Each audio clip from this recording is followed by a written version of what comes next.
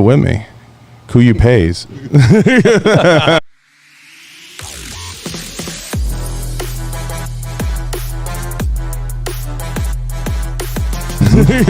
Oh, we got echo.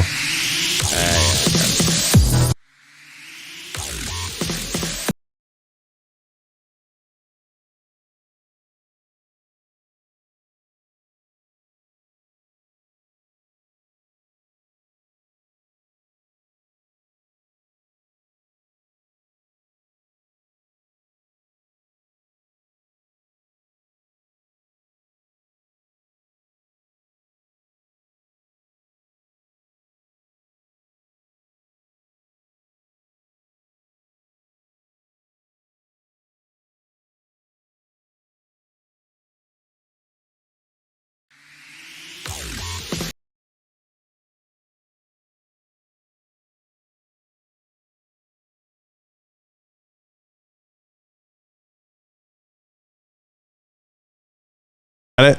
All right, listen, we're back with another episode, but first the sponsor. Sorry about the reel. I don't know what's going on in the booth, but we'll figure it out. I got a special show today I'm excited about, but first the sponsors. Head over to www.johnbartoloshow.com. Go check out a complete list of the sponsors there. Everybody who supports the show by buying something from the sponsors. Go be a customer. I want to thank a few of them now. Gallo Technologies, Rhino Metals, Pulsar Thermal Imaging Technology, Inforce Weapon Lights, Blackwater Ammunition, Volquartsen Firearms, Right On Optics, Kenzie's Optics, and of course, I can't leave out Galco Leather Holsters. Go check them out. We got a special guest today, a brand I'm really excited to talk to. They have no business being in the space they're in, but they managed to carve out an incredible niche. We got not only the CEO, we have the COO, we have Joel and James from XProducts. What's going on, guys? Hey, John. Thanks for having us here. Listen, I'm honored. Yeah, we're excited to be here. Joel, he's excited to be here, too. I kind of drug him along. So yeah. He could wrangle me in if I said anything incorrect. Listen, you guys have done some awesome stuff in the industry, and I say you're in a space you have no business being in because no one would have thought there would be a niche for flamethrowers and cannons and golf ball slingers and everything else, and you got all kinds of new stuff here you're working on. I mean, where did this come from? Where was it born out of? Well, it goes back quite a ways. I was born on a ranch in a little tiny town, and I didn't have a lot of time, or I had a lot of time on my hands. And as a kid, I was pretty obsessed with movies like Rambo, Terminator, Predator. Oof. You know, and so those just really, Die Hard. Yeah, Die Hard. They really bred into me that machine guns and high armament's like cool. The thing to be. Yeah, it's cool. And so I was telling Joel this story last night. It's kind of a sad story too. But my mother, I think she thought she was Sarah Connor for a minute. Oh, that's fucking awesome. She actually got into drugs. It was kind of sad, but that inspired her to meet with shady characters, and she ended up buying a bunch of illicit firearms. So we had a bunch of illegal machine guns, we had AK-47s, all this cool shit. And at one point, she got arrested. Like 12. Yeah, 12 years old. Running guns. Actually, I was 10. It was 10. And so I'm on this ranch, and I'm out there, and I have this arsenal to play with. Every now and then we'd kick off an M16 and police would come and we'd be like, hey, I don't know what that was. Yeah. But anyways, as time progressed, she got in trouble. All the machine guns got confiscated. And then, damn. And my dad knew that I was obsessed with guns. And so for my daycare, while he was getting a divorce from my mother, he would drop me off at the gun shows. Oh. So my best friend, who is my business partner, George Kelly, and I would literally spend 3 to 4 hours a weekend at a gun show. And that's all we did was we walked around. And this was about the time when the gun laws were changing. So we had the 1994 Clinton ban. Mm-hmm. And George and I were the only kids I knew that had cool guns. And we had high cap mags, we had drum magazines, and no one had that shit because it was all banned. And we watched the price of these things go from, say $75 for a 75 round AK drum magazine, which is crazy because they sell for less than that today. So you think about that from an economic I remember some of those times too. I'm old. Yeah. I got some mileage on me. You got some mileage, yeah. So but then when that ban happened, that magazine went from $75 to $300. And in like the case of a Beta mag, which was the only other high cap mag out there, was $600, and that was crazy money back then. So we had some of this stuff, and all of our friends envied us. And so for 10 years, we had no competition, but the price of those items, those collectibles, got higher and higher. And then so in 2005, when they lifted the ban, I was like, heck yeah, I want to get into this freedom. Like, this is awesome. I want to share with everybody what I love so much. And I didn't know jack diddly squat. So Just getting out of college. About manufacturing. About manufacturing. Well, I knew about guns, yeah. So I knew a lot about guns, but I didn't know anything about manufacturing. And I was just getting out of business management in Oregon State University. And, minor communications, I thought that would be an easy degree to get, but my communications is very theory-based, and I could not grasp any of the concepts. Anyways, so I reached out to a company in Ohio called Ohio Rapid Fire, and it was owned by a guy named Todd Grove. And he was making everything. I mean, we're talking FNFALs, G3s, HK53s, 51s, 1919s. I mean, he just had a soiree of amazing stuff. And it was right at like 2005. I was just amazed that he got into it so quickly. So I reached out to him and said, hey, I would like to come do an internship. My college is asking me to do this. They were not asking me to do this. I just really want to go work for them. Right. So he's like, hey, I need all the help I can get. So I go back there, and it's just kind of like this garage operation, right? He said he would take all the free labor he could get. Oh, yeah, that's right. All the free labor he could get. And I don't blame him. I understand that now. So I go back there, and we are building for literally 2 weeks Browning 30 cal belt feds. Wow. And thousands of them. It was just stockpiled. It was insane. You had to be in heaven. Oh, it was. Yeah, it was. And what was funny is they had a bunch of workers that had been there for a while, but I was so eager that I would like push them out of the way and start doing their job for them because I was so eager to learn about it. But anyways, I only did it for 2 weeks. I took as many notes as I could. And he looks at me before I leave and he goes, you're going to get into this, aren't you? And I go, yeah, I am. And then so he actually sold me some cool stuff. I bought an MP5 in 40 caliber. I bought 2 of those, a couple other like parts. I hope you hung on to them. I ended up making good money on them even when I sold them 10 years ago. I had a couple, and this is sad, but I bought, listen to this, 2 HK Fleming Sears, which are, if you're unfamiliar with what an HK Fleming Sear is, they're full auto transferable Sears. And back then I paid $10,000 for them. They're worth like $36,000 now a piece. If not more. Yeah, and I sold them for $10,000 again in 2008 after the economy got hit. I'm disgusted right now. I'm disgusted. Well, so anyways, I come back from this internship, and I'm like, I want to get into this. So how am I going to do this? I have a little bit of money from an inheritance. My grandparents died very young. Sure. And I'm like, but I don't want to just get in with what everyone else has. So I'm thinking I'm going to get into the Browning 1919s. But I did my research, and I was looking at magazines. I'm like, why has no one ever made a high capacity drum magazine in 308? For me, 308's a badass caliber. You're going to kick in the door and just blow up the whole place. You use a 308. Okay. I mean, it's going to shoot through everything, right? But I mean, that's not how we look at it now. We look at it more from a safety perspective. We come with a 9mm. It's going to have, hollow points, and we stop at the wall. I get it. Yeah. But, there's a cool factor. There was a cool factor, and I loved my Rambo, okay? Yeah. So anyways, I knew on my radar that I wanted to make this drum magazine. And there was only one ever made in 308. There was actually 2. If you go back to like the Lafayette MG08, it was like a saddle drum, what they call.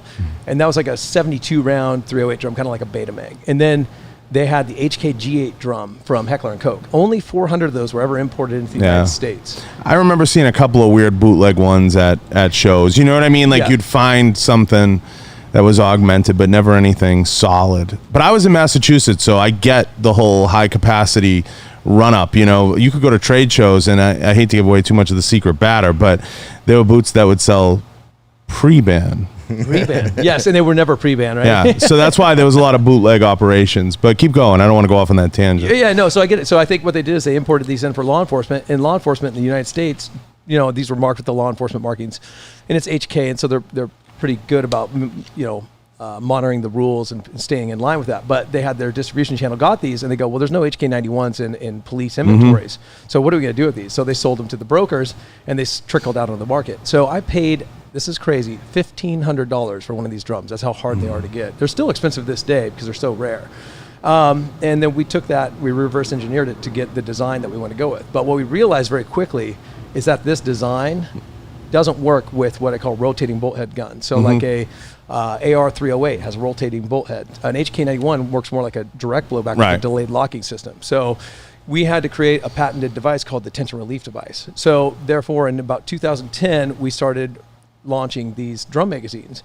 And the first company I actually started before this. It was in 2005 called Allied Armament. And we specialized in Browning 1919s, BMG 50 cals, AK-47s, MP5s, and we did a lot of contract manufacturing for a variety of different companies.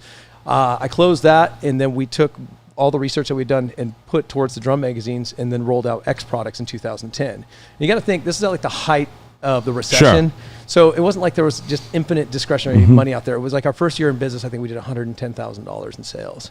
But we started to roll out the product. We had some partner companies. You knew you had something. I did, because by year 2 we were doing 770. So it really started to grow quick. And then by year 3, it doubled again. We were like 1.5, and so on and so forth. And so, if you look back at drum magazine manufacturing, at that point, there was only Beta, the AK-75 round drums, and XProducts. That was it. No one else was manufacturing drum magazines for the commercial market. We were making only 308 at the time. And then 2012, we released the 5.56 X15 drum, and we started doing the skeletonized ones. And when we first introduced the skeletonized drum magazines, everyone's like, oh, well, won't dirt and debris get into that drum magazine and just make it not work?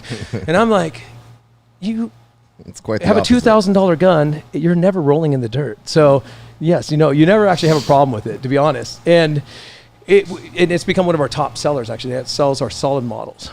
Now, it's partly the marketing and the branding that has led to your arc. You guys always had a fun way of doing it. What was the origin of that, and how did you did you say, I'm just going to go out there and sling it and see what happens, or? Yeah, well, so when you're in a survival mode and you have very limited money. So my first company, let me rephrase what happened. When we shored up in 2010, we made sure we filled all of our clients' orders, but we owed a very big tax burden. I walked away with that company with negative $500,000 in debt. So I was in a pretty bad place financially. So I had to go work full time for a family business, and I had to step back from the business on day-to-day operations. But we made some alignments with some companies like HK Parts and RTG, and we were selling some of our products to them. But I realized very quickly that we needed to get into marketing, because we did marketing for our other company, because we didn't have a distribution outlet or anything like that. So we used to use Shotgun News. I don't know if you're very familiar with that, but that was like the nickel ads for guns, and it was great, actually. So a full page ad in that was 1/3 the cost of any other gun magazine, and the return was amazing. And when I started XProducts, I had 2 new partners. I had my business partner and college roommate and friend, Nathan Akers, and he's very fiscally conservative, and he's done very well. But he did not understand marketing one way. And so I'm like, hey, we need to market. He's like, we don't have money to market. So sling some stuff out on Gunbroker, built up a little cash trove, and I built this hodgepodge advertisement I put on Shotgun News. And that first weekend we listed that out, it did $26,000 in sales. And then Nathan turns to me and goes, we need to do marketing. I would say, since I've known James since he was in 4th grade, and I would say that the marketing came from his personality. You can see that now, for sure.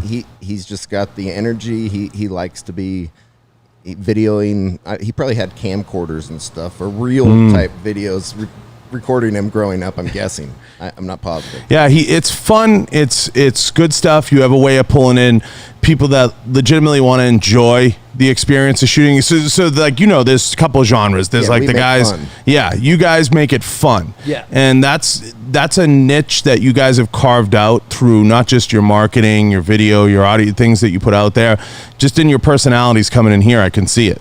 And it's a brand that's constantly innovating and pushing the envelope to do different things. And I can see that by the stuff you handed me even here that we looked at, and some of the different things you guys are doing.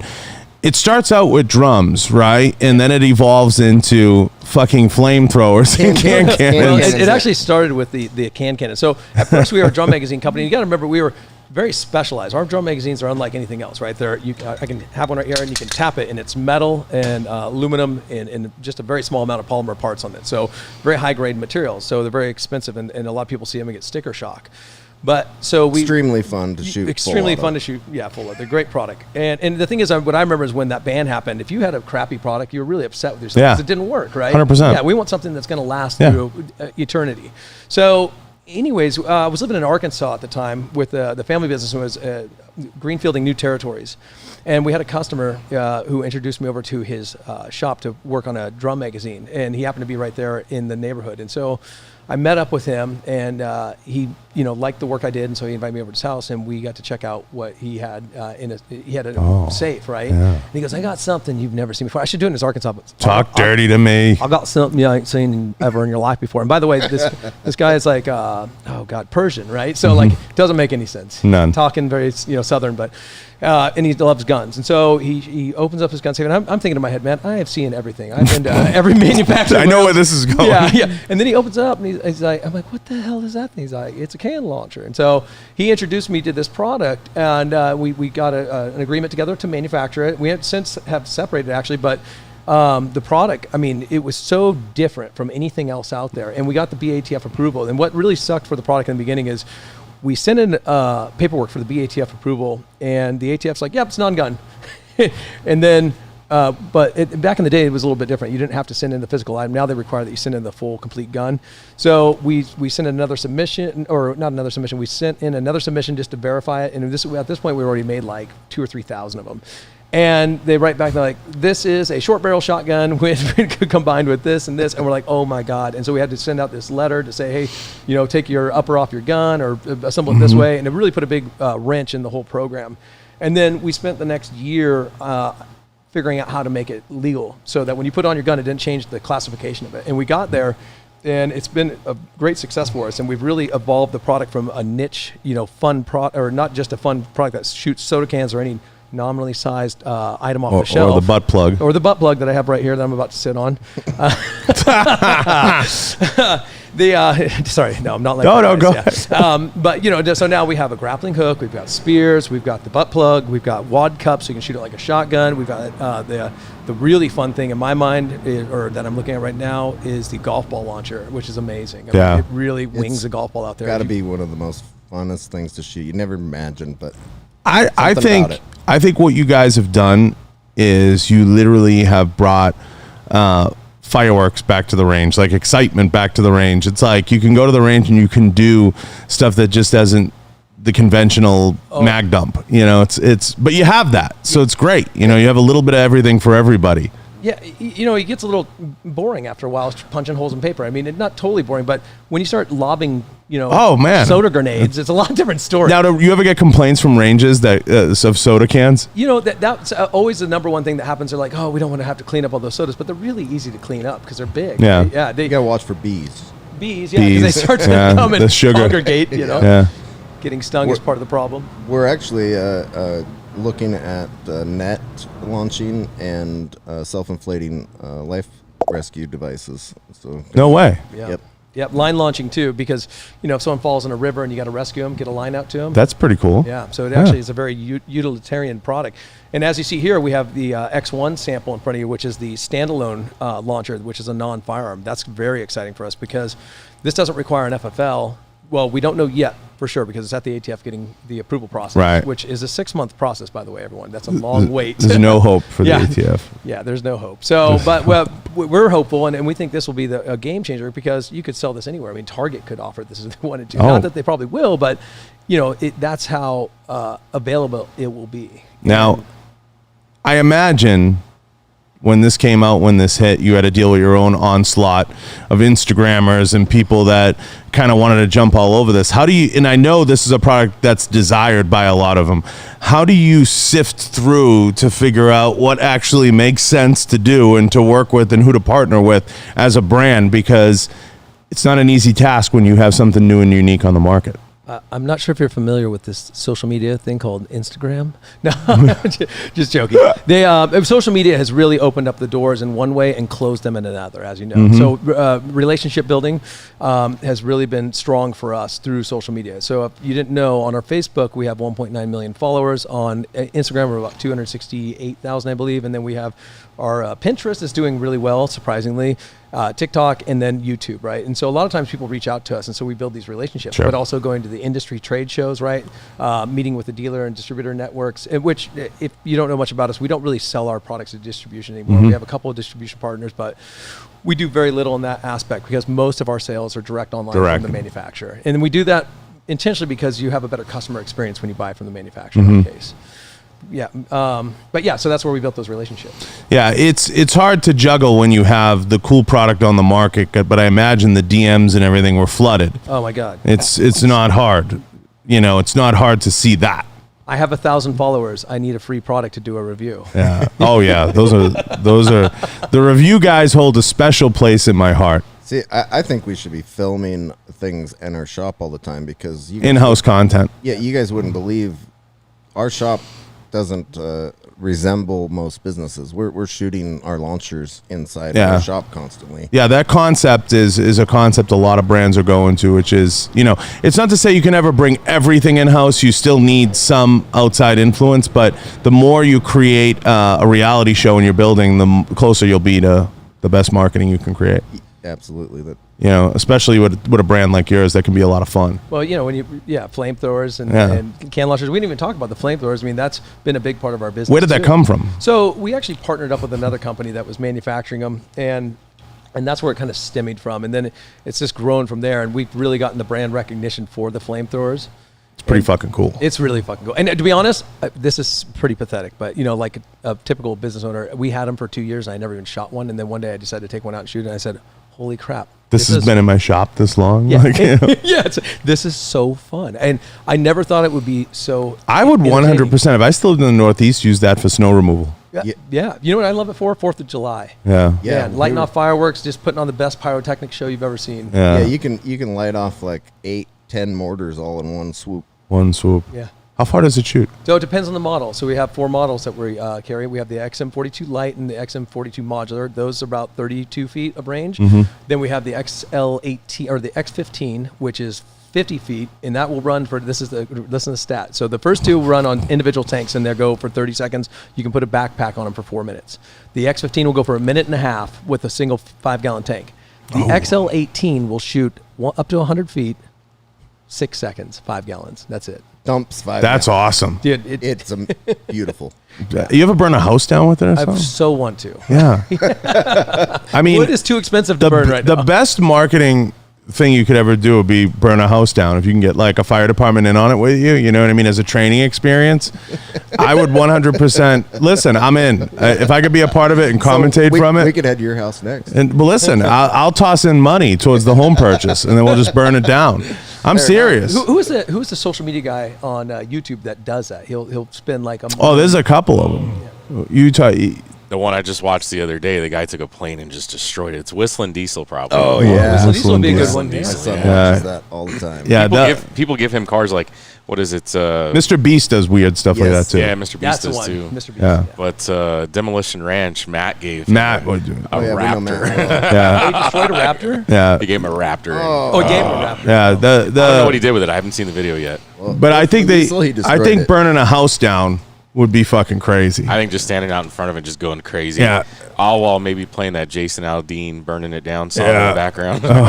Just the size of the flame. That would be a worthy marketing venture. Who would insure it? Nobody. Yeah. We just do it. You have to get like you have to get a demo house, like 20 grand or 30 Yeah. grand. Well, the somewhere. fire We could find department one. does it all the time, Yeah. right? They Yeah. do Just training. pick up So an we old just meth walk in. lab. Yeah, but that would burn too good. You need something like You might walk out in a different you person. need something a little in between. Like we all might get high if you burn a meth. I'm in.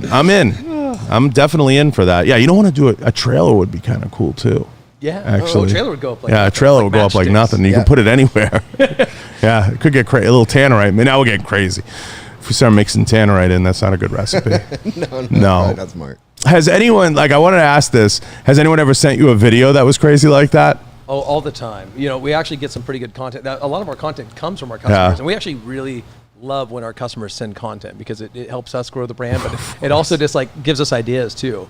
And that's Yeah. what I always strive for. I'm like, we have had this grappling hook out, for instance, for like 4 years, 5 years, and I've only seen a couple guys do some cool content. So Top Shot Dustin, right? For instance, he actually shot it up into a tree, pulled it with a M35A2 military 2.5 ton truck, and snapped it down, and the grappling hook didn't break. Wow. And this is a big tree. It was pretty crazy. Yeah, I imagine you get all kinds of crazy videos. I would definitely love to be in on the burning the house down thing. That's a no-brainer. We've ran across videos that made us cringe a little bit. Which ones? During some of the protests and Oh God. seeing some of the Folks. flamethrowers. Yeah. Yeah, being used in the protests, like they would. Yeah, you're like, oh man, yeah, come this on. isn't good for the brand. It's No. not even really the brand. It's just more of like legislation trying to come out. But it's love that I love that they're still customers. Yeah. Right? That's it. And that's the secret. Like a lot of people don't get it. At the end of the day, it's about creating customers. When you get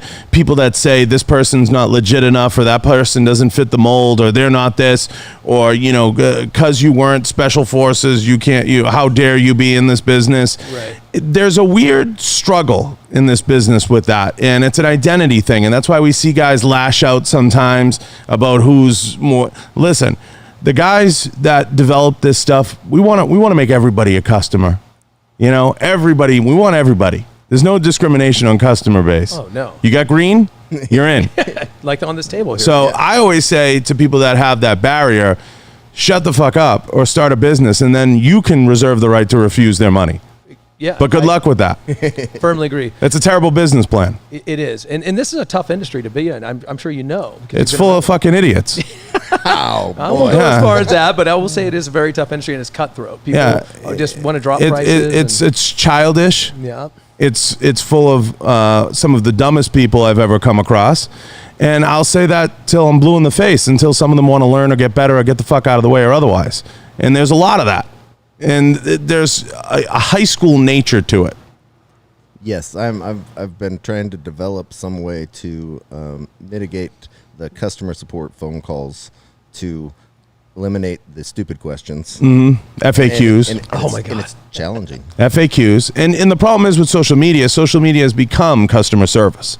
So in many ways, you have to have a customer service component manning social media. And I'm a big advocate of that. I tell owners that all the time. I go, social media is one part customer service and one part content creation. Good point. Yeah, you know, one of the funny things I see all the time in social media is we'll produce a video, we'll put it out there, and it's about a product. And like we're working with CMMG to sell the 22 conversions. A great product, right? But they've let us rebrand it under our brand, and it is enhanced. We actually changed the extractor on it because we need it for 22 caliber blanks. So anyways, we have this video we put out, and it's like XProducts, 22 caliber conversion. It says everything, right? Right. And people watch the video and go, who makes that? And you're just like, did you not watch the video? Right. That's right. No one watches the No one video. watches. You goldfish. Yeah, goldfish. But that's like I said. I don't like to say the idiots of the business or the geniuses, but I do say that because we have to keep evolving, and the industry does a very slow job of understanding. I was really curious to see if SHOT Show happened during COVID because we would have had that whole PPE invasion. Now we're probably not going to have that as deep as we did before, but it's such an industry of fads. It really is. You know, people come in, PPE's hot, and now everybody, and then like whatever theater we're in of war, it's like every booth is influenced by that. Every marketing plan is influenced by that. Yeah, what's the camera of the year, right? It's become like a let's join in, and let's make it all more the same. Yeah, that's what I'm from semiconductor and manufacturing industry, and when I first got into the gun industry, I would say 6 years ago, doing machine parts. You're like, what did I get into? Well, I'm like, wow, there's so little innovation. So many children. Well, there's just so many copies of basically the same thing. Mm-hmm. It's a unique industry. Yeah, and you have people fighting over 100-year-old technology, That's which correct. is pretty funny too. Yeah. You know, the AR-15, M16 truly really hasn't changed much. I mean, okay, so people some added a piston system to it. And cut and a barrel James, it's amazing to me it's amazing to me how many businesses' marketing plan is touch this rail. It's 0.1 ounces lighter than everybody else's. That's the marketing plan. Like that's the plan. I've looked at brands and said, that's your plan. Don't drop it. Yeah, that's your plan. Really, we're gonna go with that. You fucking retarded. That's what I end up dealing with. And more often than not, you're stuck between an owner's will because everything becomes the owner's baby, right? Because they developed it, because most of the time you have a lot of owner engineers in this business. And engineers are the worst people to try to explain how shit really works to, because they see it as, I paid for $8 worth of Qdoba, I'm giving them $8. They like the tip doesn't make sense to them. Yep. You see, so engineers have that roadblock of like, understanding how the puzzle pieces fit, not just in marketing and the brand and what needs to be done to get it to the next level, because there's that huge resistance, that barrier to not do more than what's necessary to achieve the desired result. Yes. No aesthetics, no... Yep, no frills. Yeah. Yeah. What do you mean we can't put it in a brown paper bag? And a whole huge safety net. So if it should have been 1/4-inch material, it's going to be 3/4 just to be safe. Yeah, aero precision. Yeah, yeah. I don't mean to pick on aero precision. Aerospace engineering. That's like the term they love to use. That's a term for I fucked up. Yeah, put a multiplier on it. It'll work. Yeah, Safety factor. It's like when they say mil spec. Yeah, what does that mean? What is that? Yeah. What do you mean? Do you actually have the military prints? I doubt it. I doubt it. It's mil spec. It means it's fucking standard if it's everything. Retard. Well, and that's the beauty of that one product, right? The AR-15 is very standardized. Yeah. The fights will rage on forever, though. Oh my gosh. Well, and it's just the That's my rail. and the copycatting, right? That's the worst part. It's just, there's always someone who wants a piece of what you have, and so they come and replicate or mimic it, and it's everywhere in this industry. Hey, I grew up in an Italian household, James. My mother used to kick me under the table and say, "Don't tell nobody nothing. If you had an extra sandwich, don't say anything." It was always like, any success you have has to be measured, because everybody's out to kind of say, "Oh, you have that means you took it from me." What's challenging is often when they're mimicking it, they are creating something that's inferior and selling it for less, and so it just drives the price of things down. And when you're trying to make a quality product, that's what gun brokers for. That's what I hate to expose the dirty secrets of the industry, but that's what gun brokers for. You have to bring the price back up and slip it on a gun broker. Hey, listen, to everybody listening, there's a lot of fucking holes in this business. I could spend all day on it, and believe me, but you guys have something unique. And that's what makes you special. And at the end of the day, if you innovate and you do something nobody else is doing, you're going to be in a cool place. yes, And that's one of the things with your brand that I've always loved. It's kind of like nothing you're doing is conventional. No, not at all. And finally, we were able to keep up with James's energy level, and we have the tools now to keep up with that in innovation with some of the new equipment we purchased. Yeah, if you've seen on the counter here, we've got several 3D printed parts, and the quality and definition of the parts are pretty incredible. Incredible. Yeah, like this SIG 250 frame, right? Like it looks like a near perfect part. It's incredible that came out of a bath of. It looks like. Have you ever seen how these 3D printers work? Yeah. Yeah, it looked like a brick, right? And you excavate this out, and all of a sudden you go, "Wow, that was in Yeah, there." a 3D printer, a good one, is an invaluable tool in the manufacturing process. It can show you what your concept into an idea. And that's one of the beauties of having a quality. Overnight, yeah. And take it a step further. So with the X1, once we're approved and we're in manufacturing, we're going to open source some of the dimensions so that people can design their own parts, right? Yeah, I worked for a brand that got a little crazy with that called Ghost Gunner. And when I worked for those guys, No way. yeah, they're nuts. I love those guys. Listen, I worked for them for a while. Full disclosure, I was paid money. They're great folks, but they're all about that open source technology and putting everything out there. And you try to talk some sense to them. I remember being in their office, and they're like, "We're just anarchists. We just, we want to put everything out there." And I was like, "Oh, fuck me." I was like, they getting them to listen to reason, because I thought they had a really good product that could have went to another level, with what they were trying to do. But it's putting money into it, and then the owner had his issues, and that's a whole nother fucking story I don't want to get into. But they're good people. They're good folks. So having good 3D printing technology and having a team that can take your ideas and make them into something is invaluable in the process. I still dabble with it. Yeah. Pass that sucker down. Let's see that. You want thing. to see Yeah. show them This frame is pretty nice. Yeah. I'm looking at it from here, and I'm like, I don't see any. How long does it take you to go from 3D printing to a something on the machine? Not a finished product. Don't misunderstand me. To get to prototype. Programming the 5-axis machine is, it depends. For example, if you're going to run like an upper receiver, that's probably Little run time. A couple of days on the computer. Fine tuning your tool paths and what tools you're going to be using, feed speeds, all that things, and then you'll be out at the machine for a day or two. Proving out your program and making little adjustments. So you can, when you know what you want and can hold it like this nylon 3D printed part, that is what takes the longest. It fit, form, function, getting it to be manufacturable from there, because Cloning it. Yes. You make fixturing once, then everything is more scheduled and planned, rather than you get so far and go, "Oh, I got to make a change." Yeah, you can get a part out in a week, potentially, or shorter. It's not going to necessarily be a finished part. People need to understand the process that's involved in this. You have to test it. You have to take it through its rigors. If it doesn't, the fitting might be a little off. Well, even what sort of finish is it? A blast finish or some sort of hand finish? Got to think it all through. Yeah, is it going to be anodized or? Yeah, it's more that goes into it. People think you can go from a concept to this, like, great, I'll be on the website next week. It doesn't work that way. There's a lot. That's why I love the term T&E in our business. It's the most comical term I've ever heard. We'll T&E that. As if this part of the process never existed and thank you. Thank you. Can I T&E that cannon that's been on the market for 10 fucking years? This is the social media guy with 1,000 followers. Exactly. Or the guy at the department that loves to say, like, I'm a T&E guy. Yeah. Oh, great. Nobody realizes. Yeah, fuck me.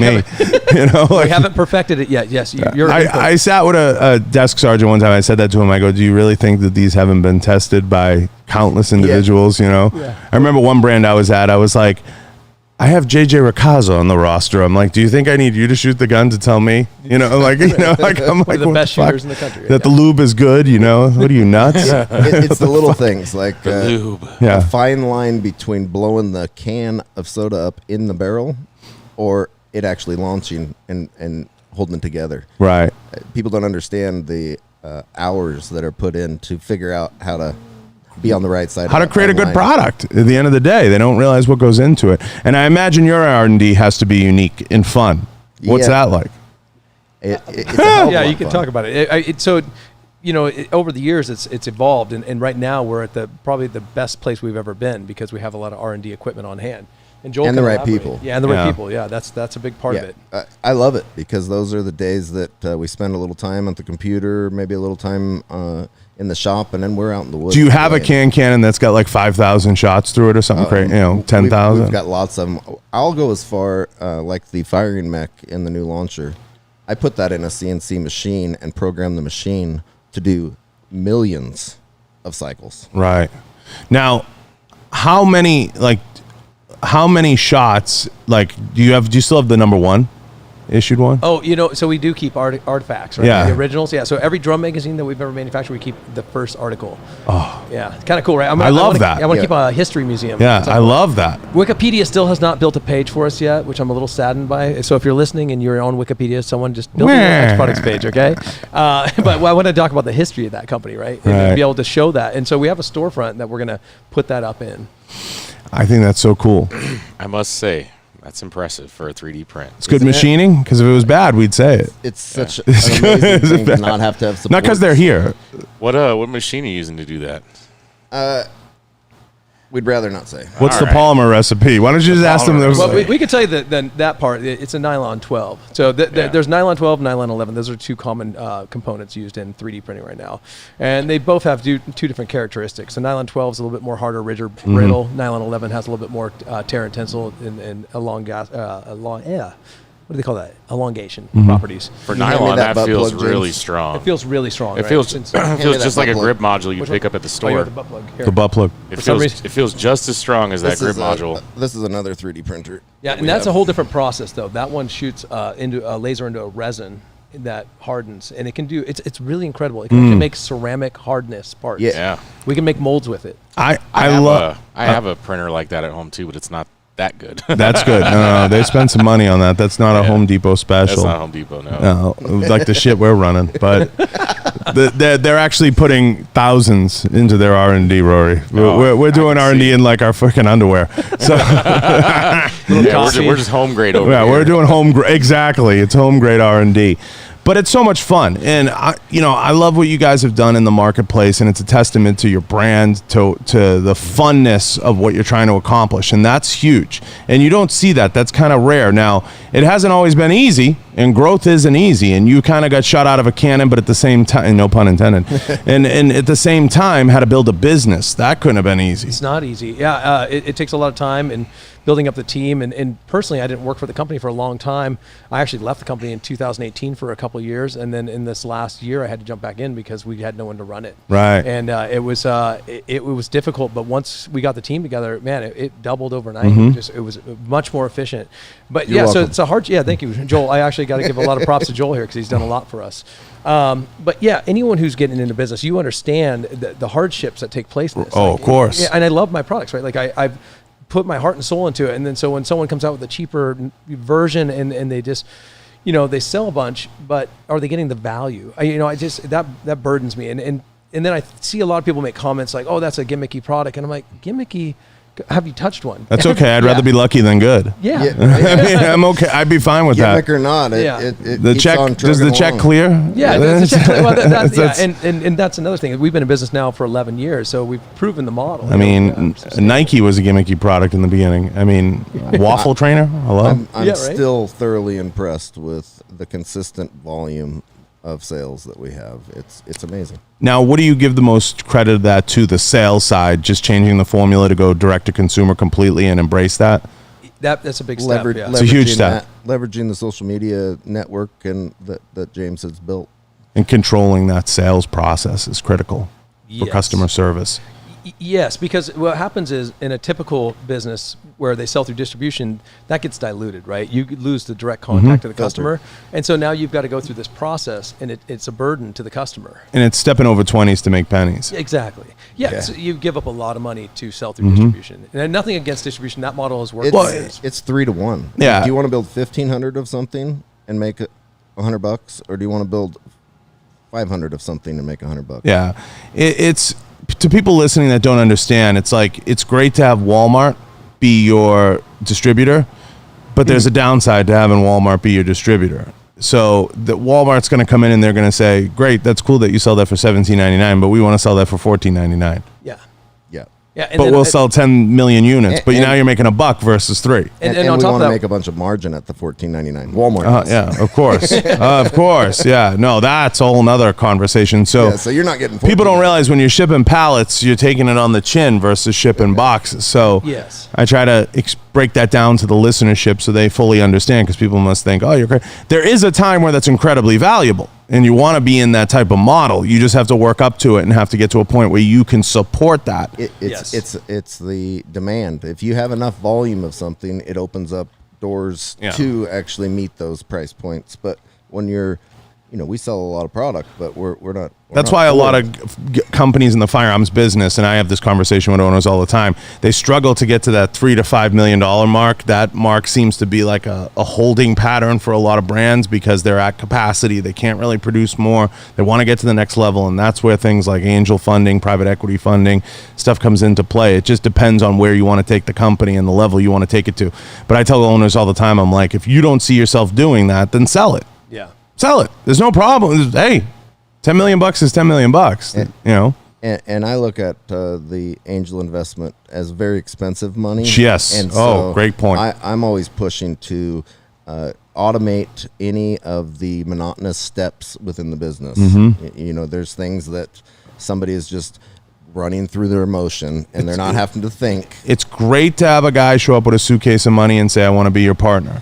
That's what it is, essentially. At 51%, I want to be a seat on the board. Yeah. The downside is that money comes with an incredible cost. Yeah, you're going to pay for that. And the flip side was it Zuckerberg used to always say the hardest one he said no to was $100 million from Yahoo.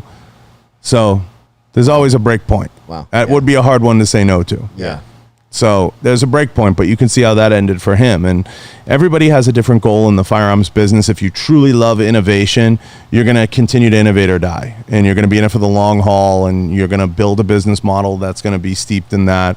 And I think there's a long way for you to go still in, whether or not it's drums, it's frames. Oh, yeah, we're just getting started. You're just getting rolling with a lot of the things that you can come out with and you can do. And I see you guys as a major player and someone that could threaten a lot of the ecosystem because you are in that nice space. Yeah. That fun space. Yeah, well, and we're able to market ourselves, right? We don't have to pay a bunch of money to marketing agencies because we have such a big outlet already. Right.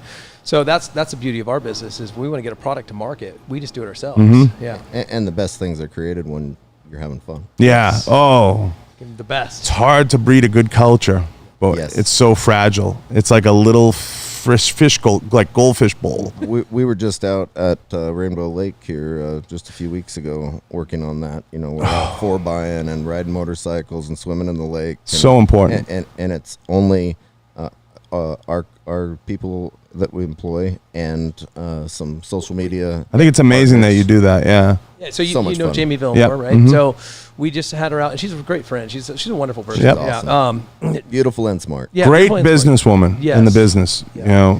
Nothing to sneeze at, Jamie. She knows what she's doing. Yeah, Definitely. I Like drove you her said, to she's a here. master of I her was craft. surprised. But anyways, we had her, Amanda Sipos. We're sponsoring an MMA fighter. Which one? Jenna Williams. Yeah, Jenna Williams. She's awesome. She comes in and does workouts with the whole company in the morning. What division is she in?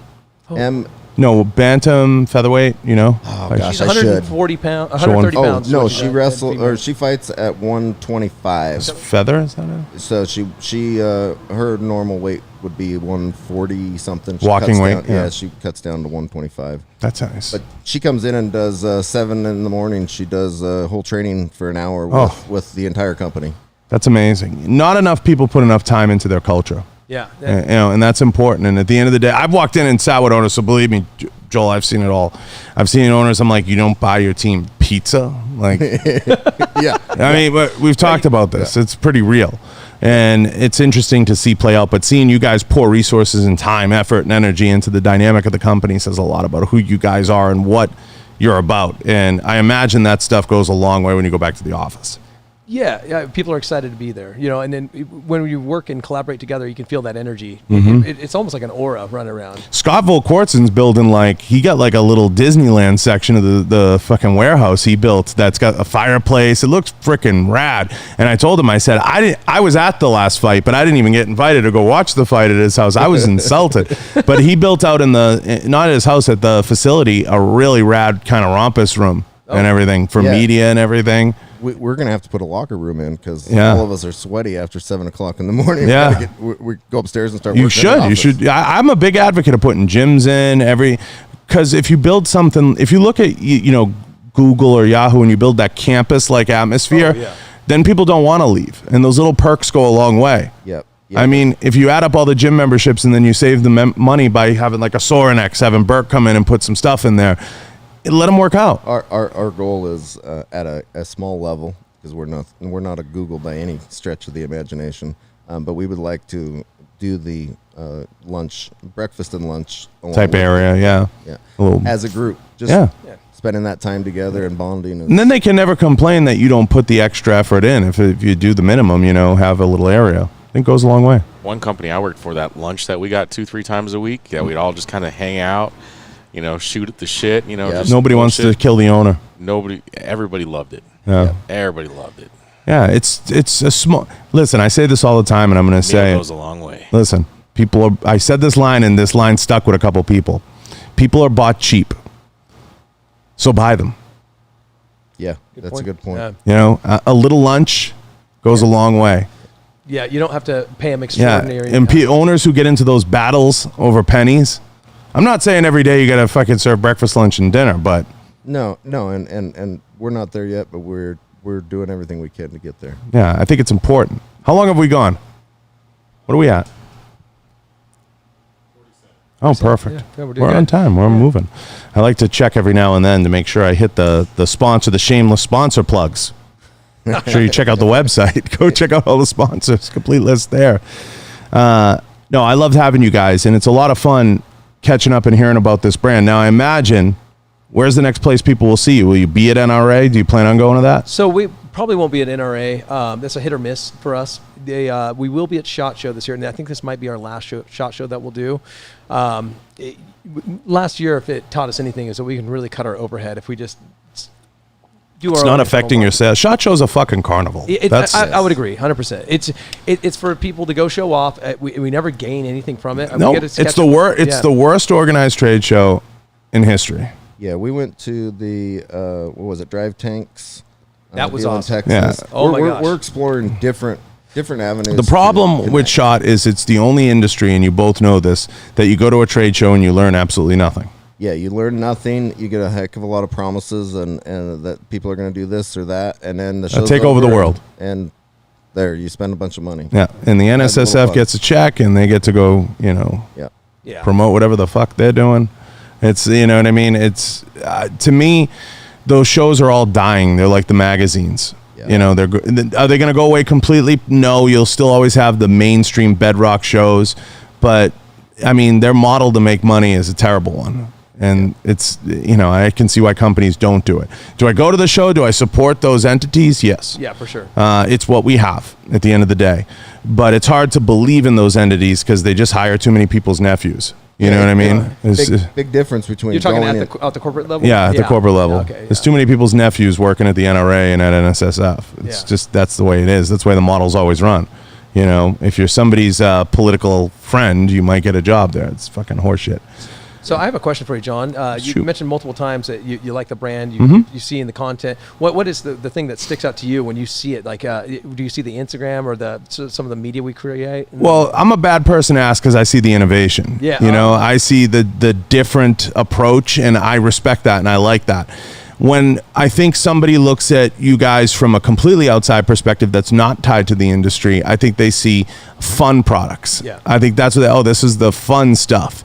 And I think that there's, without getting too far into the soup, a brand like yours intrigues me because there's a lot of opportunities to get into a lot of really fun things, I think, with targets, with so much stuff that can increase the brand experience from the top down. Like, you want people shooting at your targets. You want people shooting this product. Like, I'd be designing can and all kinds of products. Like, even things like, what's the stupid game people play where they throw the bean bag? Cornhole. So we're developing a giant cornhole game, you know, stuff like that. I see huge potential in like the college market and everything.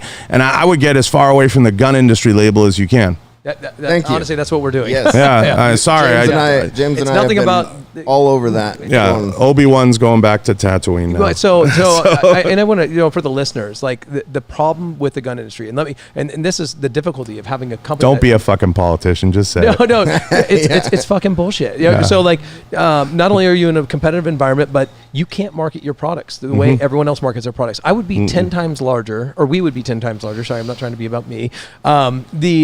If we could market the way other companies do. Like, I look at armor companies and they get away with murder. I look at Black Rifle Coffee Company, they get away with murder because they're not a gun company. Yep. They can pay Google. You need to become a fun company. Yes. And that's what our we goal are a is. fun company. We need to realize that and focus on Yeah. Love it. Yep. And that's what the X1 is all about. It's not a firearm. Yeah. And it gets us out of that sector. Oh, there's a lot we're going to talk about. Yeah, I love I'm it. looking forward to it. Yeah, I love it. And I think you guys are doing awesome things. So the next place to see you is going to be SHOT. Yes. For sure, SHOT. Hopefully sooner. SHOT's Potentially maybe walking around NRA. Maybe. We may have something to send you that we want you to just check out, but we're not going to talk about it on this show segment because it's a part of our new technology that we're going to. Dun, dun, dun. Yeah, dun, dun, dun. Top seat. G14 That's classified. the biggest challenge with what we're doing is which of the ideas do we put all of our energy towards? Because we've got dozens of these ideas that we have started on. That's a whole nother process. And this guy will. Owners Hey, what love about ideas. this? What I about call this? them idea guys. I used to say, I don't need another idea guy in here, please. Just fucking give me an hour. Just let me finish this. Yeah, let's keep your idea. But ideas are good. They fuel the innovation, but you got to limit these guys because they get crazy. Well, and then they want to start selling it. It's like, hey, tomorrow. we thought about it. Let's start selling it. Whatever you fucking dawdle in the back room, I don't want. Don't come out here with it today. Leave it back there. It's a place where ADD shines. Yeah. Right? I've seen all kinds of weird widgets come flying out of back rooms. And I'm like, please, we're gonna create a box. James, it's not for sale unless it's boxed and on the shelf. Oh fuck. Just That's the hardest thing. He's one of those. I get it. I just want to keep pushing. The idea becomes a sale item right away. Oh, yeah. Let's share it. That's a solution. Why did you post Guys, you're calling me out. No, it's an excite. You have to understand where it comes from. It's an excited reaction, and Yes. it's got to be managed. That's though. what's cool. James and I have only just recently started working together, but I've known him For so I'm long. a couple of years older than him, obviously. Yeah, we went to the same high school together, actually. That's amazing. Yeah. What high school? Scappoose High School. Yeah. Scappoose, Oregon. Oregon. Tiny little town, Yeah. 2,500 people when we were kids. Yeah, James was a 4th grader and I was a 6th grader, and he would tag along and I've always known James. Always had a ton of energy. He grew taller later in life. Sometime in high. I was 5'2" up until my junior year of high school. So the bully window was short. Oh well, my yeah, God. I was always bigger than him. Now I'm just stronger. Yeah. It's a short bully He's window. way taller. Yeah, that's fucking awesome. No, it's amazing because we grew up in the same town. We're outside of You Portland. speak the same language. Yes. Exactly. Yeah. Mm-hmm. Know everyone. Yeah. I get it. We 100%. We approach things differently because of I'm manufacturing type experience. I did sales, but not marketing ever. And James is more marketing and sales oriented. Has lots of designs. He's capable of designing things, obviously, but Too many things, I'm sure. yeah. But we have a little different approach, but we're always heading to the same target. Listen, I love it, and I love what you guys are doing. I'm so glad you came out. I'm glad to be out here. This is awesome, and what you got going on here is Oh my amazing. God. Well, and my We're trying to change the game. my social media You manager are. was looking at your place, and he goes, "Hey, he's a nerd like you," and I'm like, Oh, next level. Yeah, next level, Next man. level. We got lightsabers in here. We got axes. We got, and the fucking crazy part is most of the stuff is gifts. I had to build a whole wall just for gift shit across from me. I got knives, swords. James, I mean, we're you got screwing Nerf up. guns. Yeah. Yeah, we're gonna get on We're this screwing up. level. Nobody Yeah. sends us all this stuff. No, it's crazy. I mean, I can reduce operating costs drastically just by working for a brand. Do all So- these people know how much you sell out the back door? Though? Oh my God! If they only knew, they would probably encourage it. To be honest with you, they'd be like, "More sales. Feed us those numbers for our spreadsheet." So I try to please everybody, but thank you guys. I mean it for coming out. I Thank you. appreciate having you. It means a lot, especially when owners and CEOs and guys on your level come out and spend the time with me. I mean it. It means a lot, and you're always welcome here. Cool. Awesome. Thank you. Appreciate it. Always Yeah. have a place here. I loved hearing the story. If you haven't checked out XProducts, guys, go check out XProducts. They make phenomenal stuff. It's fun. Makes going to the range fun again. XProducts.com. XProducts.com. We'll put the link down below. I want to thank Joel and James for stopping in. I appreciate them. Means the world. Yeah, appreciate it, John. Oh. Thank you so much. Yeah. Thank you, guys. I want to thank a few of the sponsors. Head over to www.johnbartoloshow.com. Go check out a complete list there. Please go support some of the sponsors. Without the sponsors, the show wouldn't be possible. Go check out Warrior Poet Society Network. If you're not a subscriber, go become one. Use the code Bartolo. Appreciate those guys. Thank you, Galco. Thank you, Gallo Tech. Thank you, Rhino Metals. Thank you, Pulsar, Enforce, Blackwater Ammunition, Volquartz and Firearms, Kenzie's Optics, Right On Optics, and of course, Pulsar. Did we mention them? I might have left them out. I think you did. And a special shout out to Howlerhead. Thank you, Dana White. We're out. Awesome.